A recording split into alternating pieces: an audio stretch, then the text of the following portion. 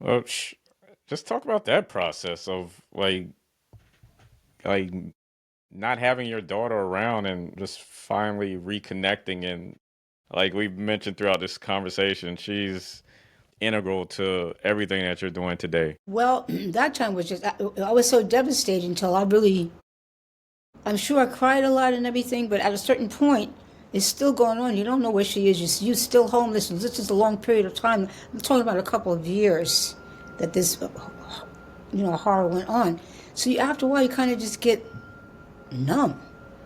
Yes, but the important thing was that the production really were religious, saved, sanctified people. Hmm.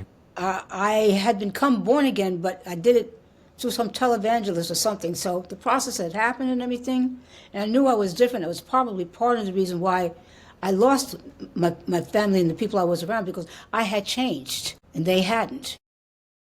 Plus, maybe some other things too. But I remember being in situations on the road with that cast.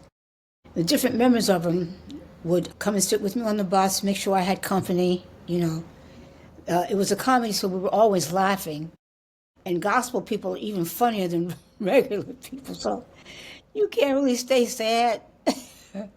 And because it really were, it wasn't just a comedy, it was a religious comedy. It was healing me and making me experience from these people that I had just met the real presence of God that really fixed and changed me and made me like a whole new person. Plus, when I remember showing Michael Matthews a new apartment that I had gotten that a friend, no, this wasn't a friend, Sylvia and Joe Robinson Hmm. are the ones that they're the ones actually who started rap. Right.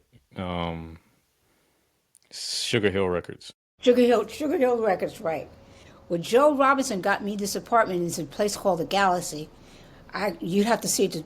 It's high up on the hill, so you can see the whole New York skyline from the George Washington Bridge down to almost Brooklyn. I'd never seen the New York skyline. Just my life just changed ridiculously, drastically. And but I didn't have any credit or any legitimate financial life.